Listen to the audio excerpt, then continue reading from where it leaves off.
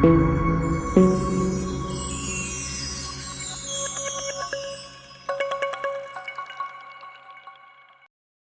1.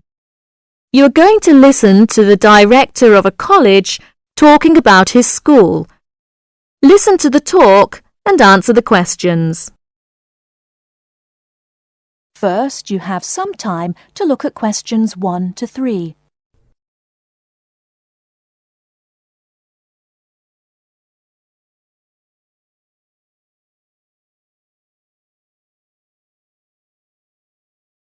Now we shall begin.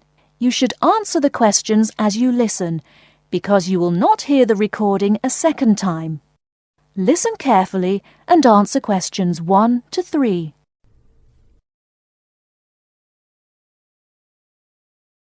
Many of you already have a reasonably firm idea of the general subject area you wish to study. Others are more open and searching for ideas. Whatever your situation, I hope you find that we have a course that meets your needs. Our firm aim is to be a student-centred institution with a special emphasis on flexibility. This begins with our attitude to access. We judge people on their motivation and commitment to study as much as, if not more than, formal qualifications. This is reflected in the vitality and diversity of our student population. Some of our students come direct from sixth form or college.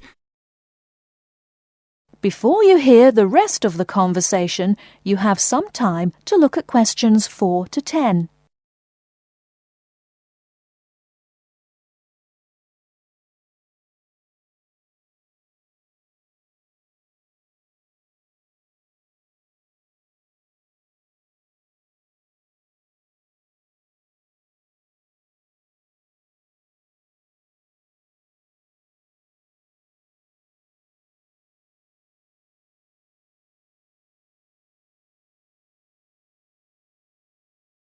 Now listen and answer questions 4 to 10.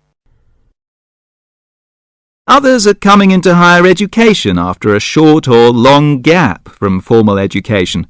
Some are seeking a specific set of skills with a particular job or profession in mind. Others are retraining or studying to give their careers a new direction or dimension. Some are learning about the very latest scientific, technological and commercial knowledge. Others are stretching their minds on sensitive environmental, social and cultural issues. Even a casual observation of the mix of our student body indicates that we're close to our aim of being a polytechnic for the whole community. To meet our students' needs, we have 500 academic and a further 500 support staff committed to good quality teaching, high standards and sensitive and sympathetic student care. We have probably the longest experience of understanding and dealing with the differing needs of a diverse student population. I hope you'll find a suitable course at the Polytechnic College. If you want to come to the college and we consider you suitable, we'll do our best to find you a place. And when you're here, we'll work hard to make your experience enjoyable, stimulating, and educationally rewarding. That is the end of Part 1. You now have half a minute to check your answers.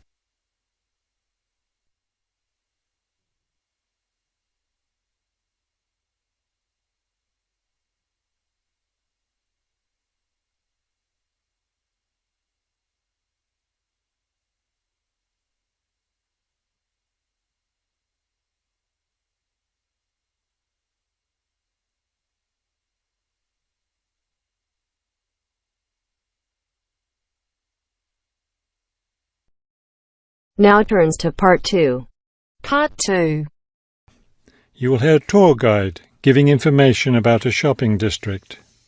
First, you have some time to look at questions 11 to 15.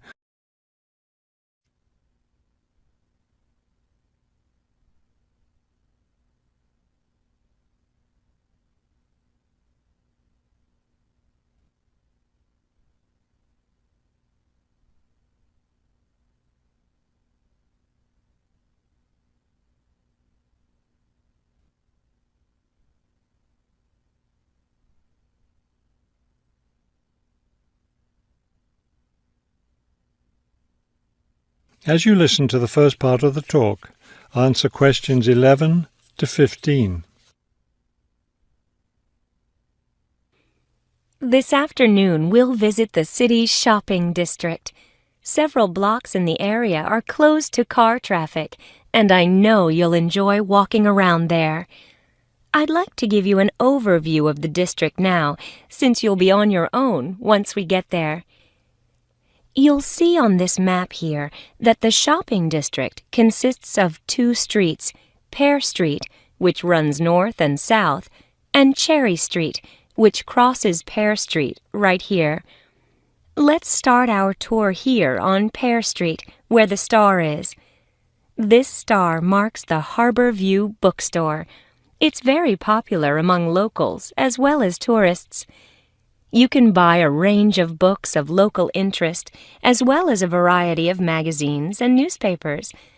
It's directly across the street from the city library, which is also worth a visit. It's in one of the oldest buildings in the city and contains, among other things, an interesting collection of rare books. Now, moving up Pear from the bookstore toward Cherry, the next building on the left is the Pear Cafe. You'll notice it's right on the corner of Pear and Cherry Streets. It's a great place to relax while enjoying a delicious cup of coffee or tea. You can talk with friends or read quietly.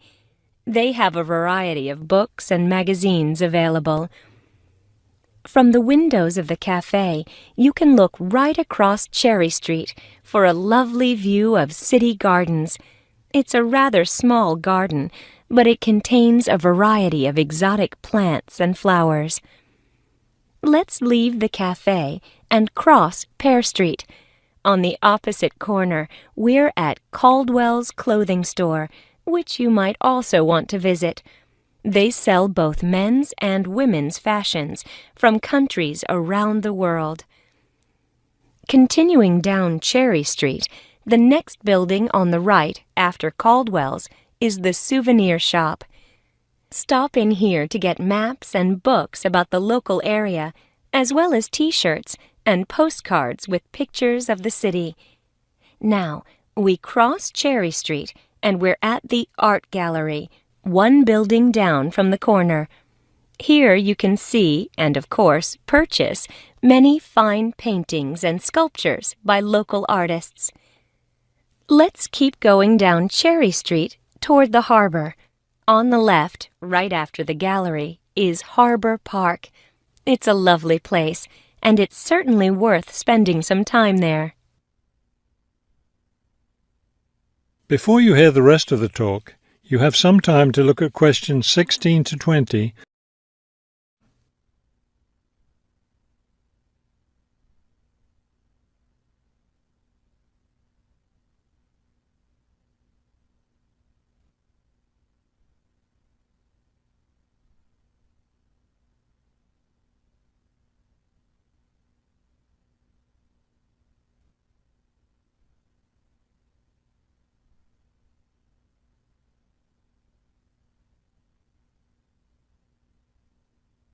Now listen and answer questions 16 to 20. Harbor Park was built on land donated to the city by Captain Jones, a lifelong resident of this city. Captain Jones designed the park himself, and it was built in 1876. Exactly in the center of the park, a statue of Captain Jones was erected, and it's still standing there today. It shows Captain Jones on the bow of his ship. After viewing the statue, you can follow the path that goes through the woods just behind. It will lead you to a lovely garden, in the middle of which is a fountain. This is a nice place to enjoy a few quiet moments. If you still feel like walking, continue on to the far end of the garden. There, you'll find a wooden staircase, which will take you down to the harbor. You might enjoy the view of the boats from there. There's also a walking path along the water, which will eventually bring you back up to Cherry Street. You can see that there's plenty to do in this part of the city. The bus leaves at 1:30. That is the end of part 2. You now have half a minute to check your answers.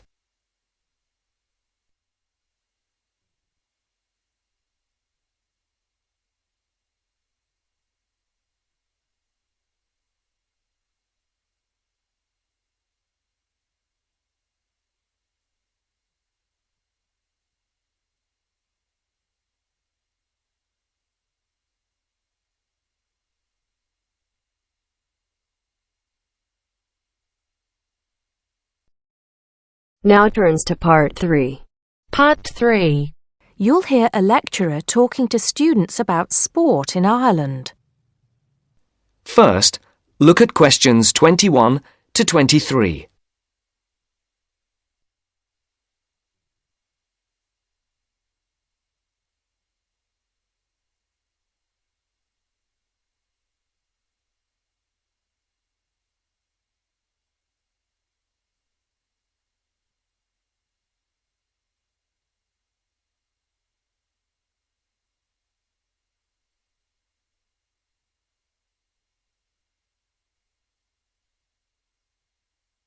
As you listen, answer the questions.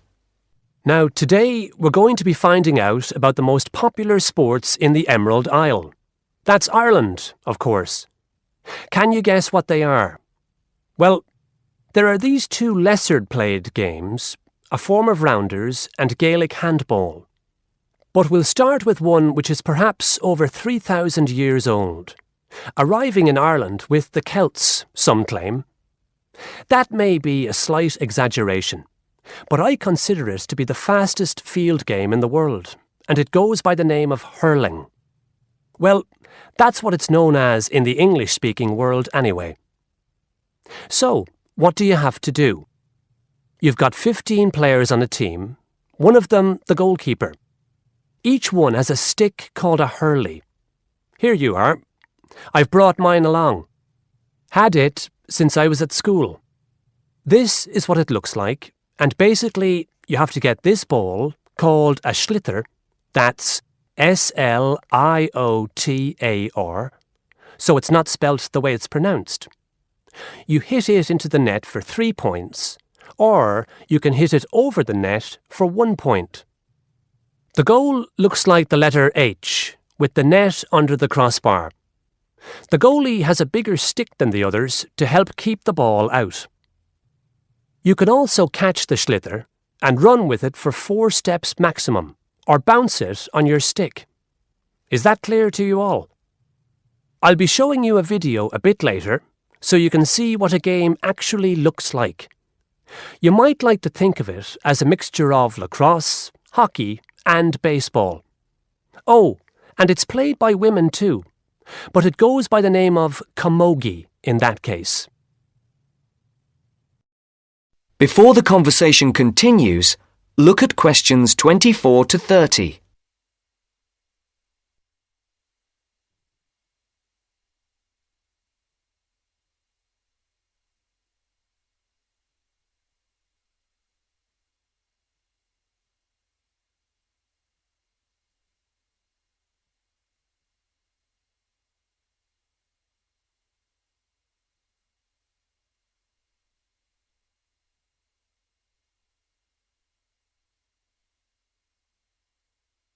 Now listen to the second part of the discussion. I'll give you a bit of the history, shall I now? Generally, the golden age of the game is considered to be the 18th century. But systematic rules were first agreed and drawn up at that great shrine of learning, Trinity College Dublin, in 1879, founding the Irish Hurling Union, closely followed just a few years later by the formation of the Gaelic Athletics Association. With greater organisation last century, the All-Ireland Hurling Championship got off to a flying start, and I'm proud to say that my own native city of Cork has won more than 20 titles over the years. But then, so have Kilkenny and Tipperary. Is it only played in Ireland? No, Well, it is the only country with a national team at the moment. But you may be surprised to discover there are hurling clubs in London, as well as in America and Argentina, to name just a few. The other game I'd like to take a little time to introduce you to is Gaelic football, which is played on the same pitch as hurling with the same number of players. But there's no net. You just have to get the ball over your opponent's goalposts. And you can do that by kicking or punching the ball. However, you're not supposed to do that to the players, I might add. Imagine it as a combination of soccer and basketball. But in my opinion, it's a more exciting spectacle than either of those. Excuse my bias, if you will. It's also very popular with women. In fact, there are more women's teams than for any other sport. Whether despite or because of the physical contact involved, I wouldn't like to say. They do play a shorter game, 60 minutes, rather than the men's 70. So, let's have a look. If we can have the lights down, I'll see if I can get this technology to work. That is the end of part 3.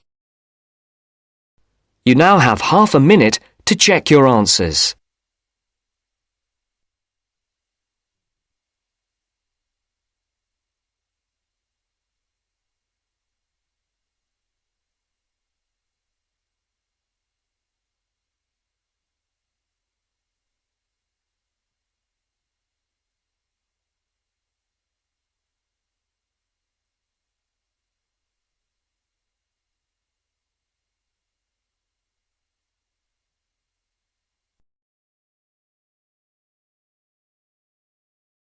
Now turns to part 4. Part 4. You are going to hear a talk about universities and colleges in Britain. As you listen to the talk, complete the notes below. First, you have some time to look at questions 31 to 40.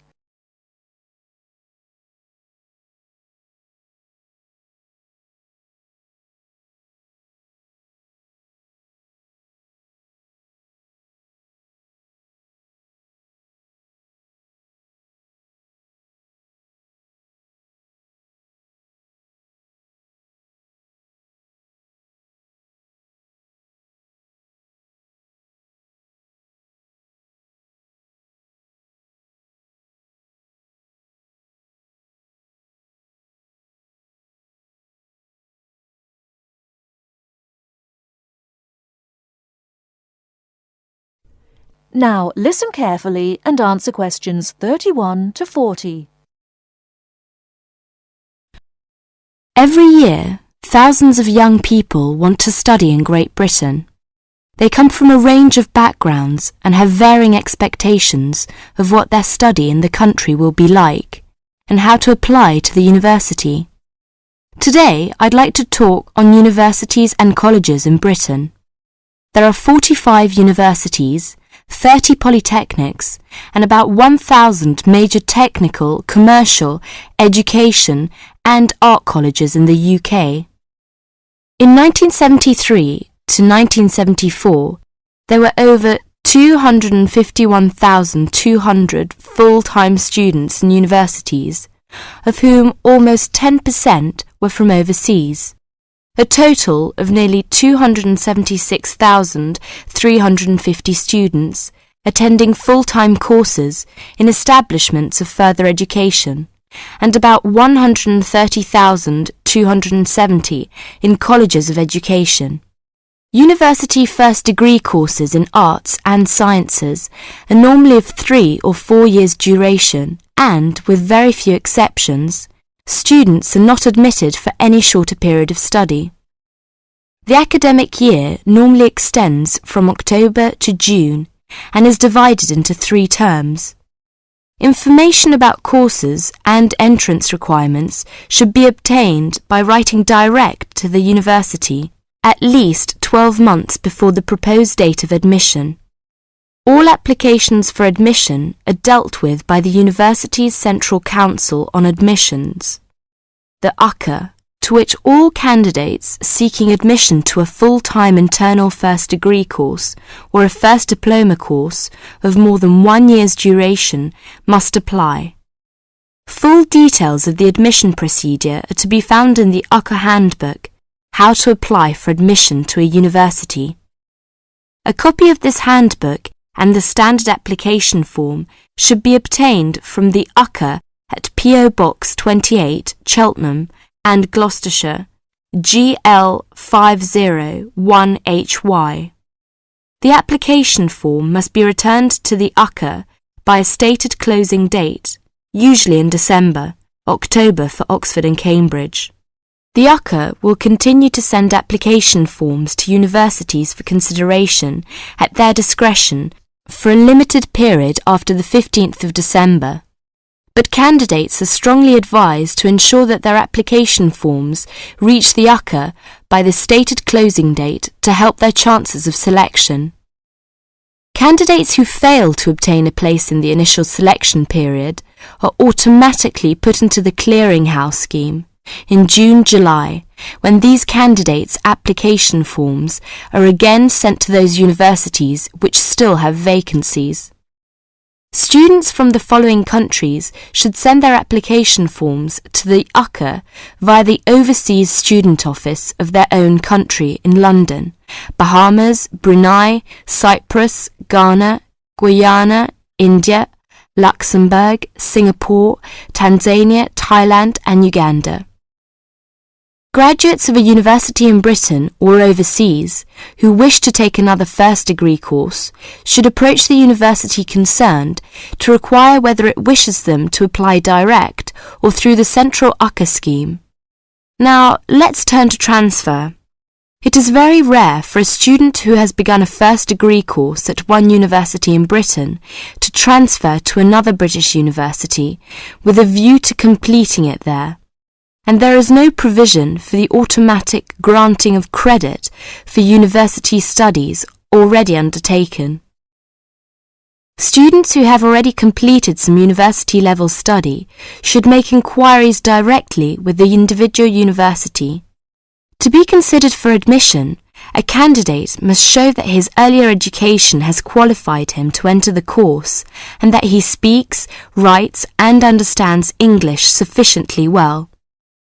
The usual minimum qualifications for entry to a first degree course in a university are good passes in the General Certificate of Education, the British School Leaving Examination, either 3 passes at ordinary level and 2 advanced level, or 1 at ordinary level and 3 at advanced level. A certificate which gives admission to a university in the candidate's own country will be taken into consideration for admission to a British university, but a university may still require passes in some subjects of the GCE, or an equivalent examination. It should be noted that possession of the minimum entrance requirements does not guarantee admission.